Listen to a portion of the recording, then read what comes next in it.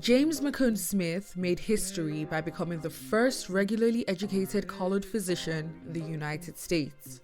Find out more about what he did to earn the degree in spite of the dark and desolate valley of racial discrimination which was rife in the United States, especially in New York.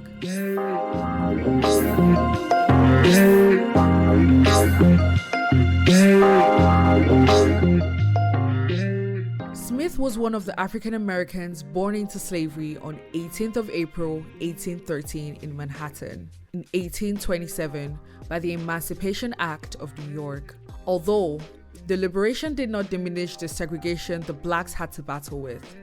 His mother was an enslaved woman named Lavinia. She used to be a slave to Samuel Smith, a white merchant who brought her to New York from South Carolina. Before long, they had an affair and produced James Smith. James grew up with his mother and attended the African Free School, AFS, in Manhattan, where he was described as an exceptionally bright student, and at the age of 15, he became an apprentice to a blacksmith for a year. Upon graduation, he applied to Columbia University and Geneva Medical College, respectively, but his application was declined on account of racial discrimination. To fulfill his aspiration, one of Smith's former tutors, Reverend Williams, encouraged him to attend the University of Glasgow.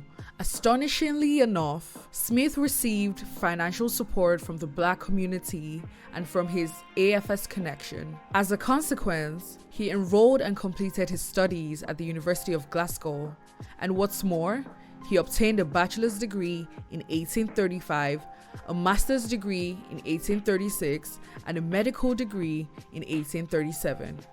Last but not the least, he obtained an internship in Paris. When Smith returned to Manhattan, he was honored with a hero's welcome. More profoundly, he earned respect as the first African-American physician to run a pharmacy in the nation. Besides, he was an abolitionist and an author of medical journals.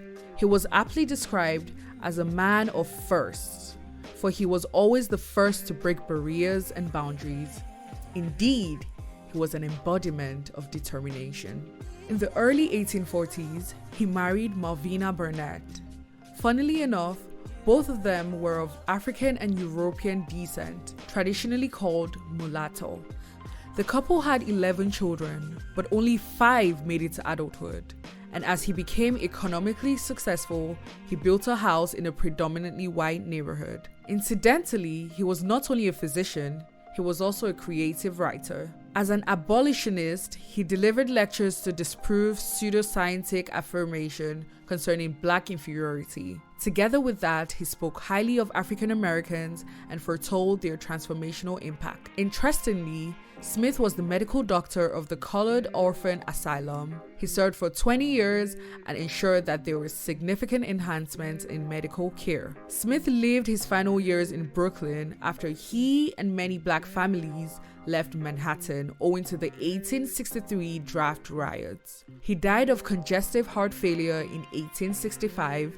In 2010, some of Smith's descendants commissioned a new tombstone for his grave in Brooklyn.